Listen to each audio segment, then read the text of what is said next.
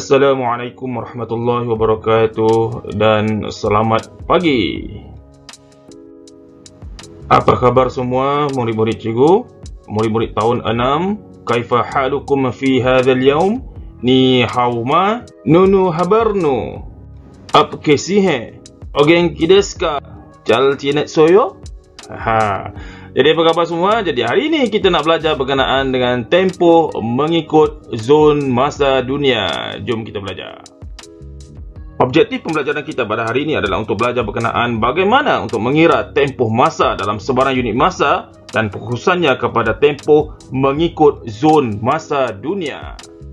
Okey kelas, bumi ini berputar di paksinya. Apabila bumi ini berpusing atau berputar, dia menyebabkan kita ini mengalami waktu siang dan juga malam. Di mana waktu siang adalah permukaan bumi, bahagian bumi yang terkena cahaya matahari. Manakala waktu malam adalah permukaan bumi yang tidak terkena cahaya matahari. Jadi, negara manakah yang paling awal menerima cahaya matahari? Ya, negara yang pertama menerima cahaya matahari mengikut zon masa dunia adalah Escape New Zealand.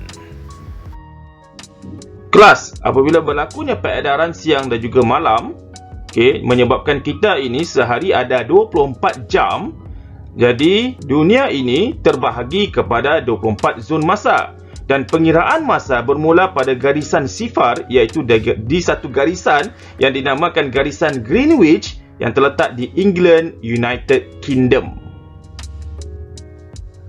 Okey, contohnya kan, kalau kita nak lebih faham kepada isu zon masa dunia ni, katalah di London, England, UK sekarang pada hari Khamis 5 Ogos 2021 pukul 1 pagi, pukul 1 AM, kita di Malaysia sekarang adalah di Kuala Lumpur, Malaysia pukul 8 pagi Khamis 5 Ogos. Okey? Maksudnya tarikh kita dengan tarikh di England, London sama. Tetapi di Buenos Aires, Argentina sekarang ini pada pukul 8 pagi ketika cikgu buat video ini, dia di sana pukul 9 malam. Okey? Dan tarikh dia sehari ke belakang, iaitu di Buenos Aires, Argentina, dia masih lagi hari Rabu 4 Ogos 2021. Sedangkan kita sudah berada di hari Khamis 5 Ogos. Kenapa ini berlaku? Sebab itulah berlakunya peredaran siang dan juga malam. Okey, kita sudah pagi, mereka masih lagi malam. Sehari lewat daripada kita. Kelas, untuk mengira tempoh mengikut zon masa dunia, pastikan kedudukan negara sama ada di sebelah barat atau timur. Itu pertama dulu. Yang kedua, dapatkan beza masa antara negara kita dengan negara dia. Kemudian, tentukan operasi. Okey, kita nak tentukan operasi ini. Jika negara tersebut berada di sebelah timur, jadi kita kena tambahkan waktu dengan beza masa. Kenapa kena tambah waktu? Sebab negara dialah yang terima cahaya matahari lebih awal daripada kita. Lebih awal daripada satu tempat yang kita rujuk tersebut. Okey, kalau kita di Malaysia ni, kalau kita macam contohnya di Malaysia, di negara Jepun lebih awal terima cahaya matahari daripada kita. Jadi kalau kita di sini pukul 6 pagi, 6 AM, di sana sudah pukul 7 pagi. Okey.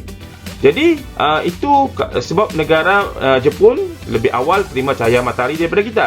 Kalau negara yang berada di sebelah barat, jadi kita tolakkan waktu beza masa daripada waktu. Okey? Kita tolakkan beza masa daripada waktu. Kenapa begitu? Sebab negara yang berada di sebelah barat lebih lambat menerima cahaya matahari. Okey kelas, jom kita lihat satu contoh. Cikgu Aisyah ingin menelpon kawan abangnya, iaitu Datuk Muhammad Azizul Hasni Awang ataupun lebih dikenali sebagai The Pocket Rocketman yang sedang bertanding saringan acara pecut lelaki Tamasya Olimpik Tokyo 2021, nak telefon pada pukul 10 pagi waktu Malaysia. Beza masa antara seberang perai dan Tokyo adalah 1 jam. Pukul berapakah Datuk Azizul akan menerima panggilan tersebut mengikut masa Tokyo sekarang? Okey. Jadi, masa di Malaysia pukul 10 pagi, jam 10. Dan beza masa adalah 1 jam. Dan kedudukan Tokyo di timur, bermakna Tokyo menerima cahaya matahari lebih awal daripada kita. Jadi masa di Tokyo bila? Jadi waktu di Tokyo jam 10 tambah dengan 1 jam. Okey, tambah dengan 1 jam.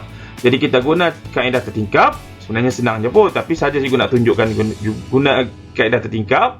Jadi kita akan dapat 10 tambah 1 jam, kita akan dapat jam 11 pagi. Okey, kita akan dapat jam 11 ataupun pukul 11 pagi. Okey, contoh yang kedua, Argentina berada di sebelah barat dari Malaysia. Beza masa di antara kedua negara itu ialah 13 jam. Okey, Argentina berada di sebelah barat. Dia lambat terima cahaya matahari berbanding kita. Tentukan waktu dan hari di Argentina sekiranya di Malaysia pukul 9.40 pagi hari Khamis. Kita sekarang ni hari Khamis. Kalau di Argentina pukul berapa sekarang ni? Tu kita nak check, nak tengok. Alright. Jadi tadi kalau cikgu tunjuk kaedah tertingkap, sekarang cikgu nak tunjuk kaedah garis masa. Okey, sebab untuk soalan ini lebih mudah menggunakan kaedah garis masa. Okey, di Malaysia sekarang pukul 10.50 pagi hari Khamis. Beza antara Malaysia dan Argentina adalah 13 jam. Bermaksud apabila Argentina berada di barat, kita kena tolak. Kita kena kurangkan sebanyak 13 jam. Okey, bermula daripada pukul 10.50 pagi hari Khamis, tolak 1 jam pukul 9.50 hari Khamis, tolak 1 jam pukul 8.50 pagi hari Khamis, tolak 1 jam pukul 7.50 pagi Khamis, tolak 1 jam pukul 6.50 pagi Khamis, tolak lagi 1 jam pukul 5.50 pagi Khamis, tolak lagi 1 jam pukul 4.50 pagi Khamis, tolak lagi 1 jam pukul 3.50 pagi hari Khamis, tolak lagi 1 jam pukul 2.50 pagi hari Khamis, tolak lagi 1 jam pukul 1.50 pagi Khamis, tolak lagi 1 jam pukul 12.50 pagi Khamis, tolak 1 jam tadi jadi hari Khamis kan, sekarang dah jadi hari Rabu sebab dia berundur, sebab Argentina lambat terima cahaya matahari daripada kita. Jadi Argentina pada pukul 11.50 pagi hari Rabu, tolak lagi. Okey, dia sudah berada di hari yang sebelum hari sekarang, hari kita pada hari ini. Tolak lagi 1 jam pukul 10.50 malam hari Rabu, dan tolak lagi 1 jam, cukup tolak 13 jam, berundur 13 jam pukul 9.50 pagi hari Rabu. Bermaksud waktu di Argentina ketika kita pukul 10.50 pagi hari Khamis, waktu di Argentina ialah pukul 9.50 malam hari Rabu. Kita Khamis di Rabu. Bijak kan? Okey, contoh lagi.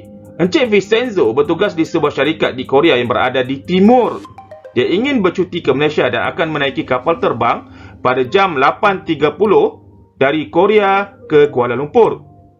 Beza masa di antara kedua-dua negara itu ialah 1 jam. Pukul berapakah Encik Vincenzo dijangka akan tiba di Malaysia? Okey, untuk soalan ini kita gunakan kaedah tertingkap. Okey, masa di Korea pukul 8.30 pagi, jam 8.30. Okey, kita tukar pada sistem 24 jam. Tempoh perjalanan 6 jam 15 minit. Okey, untuk kaedah tertingkap, lebih mudah kita bekerja dalam sistem 24 jam. Okey, lebih mudah. Jadi kalau kita dapat sistem 12 jam, kita tukar dahulu kepada sistem 24 jam. Okey, jadi jam 8.30, tempoh perjalanan 6 jam 15 minit. Jadi kita pun tambahlah. Okey, sebab dia bergerak kan. Jadi bergerak, tempoh masa dia, jadi kita nak tambah. Waktu bertolak tambah dengan tempoh perjalanan. Jadi kita akan dapat 14.45. Okey. Jadi masa tiba mengikut masa Korea adalah jam 14.45. Okey, tetapi beza masa adalah 1 jam antara Malaysia dan juga Korea. Dan kedudukan Korea di timur. Korea lebih dahulu dapat cahaya matahari daripada kita. Jadi, bila masa tiba mengikut masa Malaysia adalah jam 14.45 tolak 1 jam, kita akan dapat jam 13.45 ataupun pukul 1.45 petang. Okey, jadi waktu tiba di Malaysia. Sebab Korea lebih cepat terima cahaya matahari berbanding dengan kita. Okey, latihan mengikut zon masa waktu dunia. Beza masa di antara Kuala Lumpur dan Sydney ialah 2 jam. Sydney berada di sebelah timur. Jika waktu di Kuala Lumpur ialah jam 16, pukul berapakah waktu di Sydney? Ingatlah, Sydney berada di sebelah timur. Okey, soalan kedua. Waktu di Malaysia pukul 1.30 pagi. Waktu di Itali pula ialah pukul 6.30 petang hari Rabu.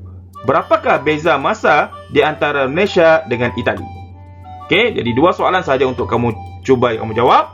Soalan pertama, kamu boleh menggunakan kaedah tertingkap. Okey, untuk soalan kedua, better kamu guna kaedah garis besar.